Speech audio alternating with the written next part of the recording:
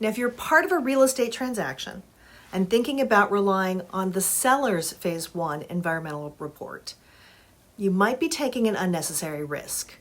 If a property's been on the market for a while, sometimes the seller will use a Phase 1 that they've had done months or even years ago. And that might not seem like it should make any sort of difference, but here are a few reasons why that could pose a problem for buyers. So, problem number 1, that site conditions can change.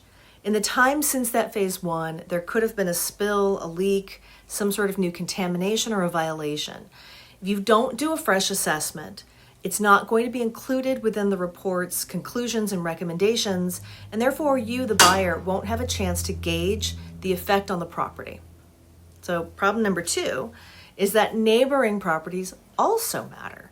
It might not be the property you're looking at that poses the problem, but if something has happened at a neighboring property, they've had some sort of additional investigation or new investigation that shows contamination, or there's been a violation or spill, it won't show up in an old report, but it could still affect the property that you're looking to buy.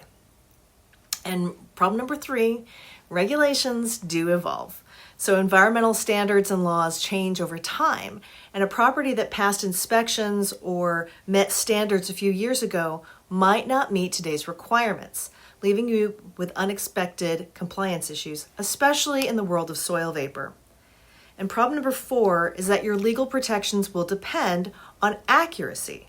To qualify for liability protections, a Phase 1 has to meet current industry standards. So an outdated report might not cover you if a problem surfaces later. The bottom line is that an old Phase 1 might give you a lot of information, but it might not give you the full picture or the full amount of legal protection that you need.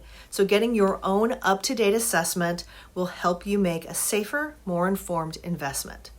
In our next video, we're also going to cover another reason why relying on a seller's report can be risky and why a buyer should think about doing their own.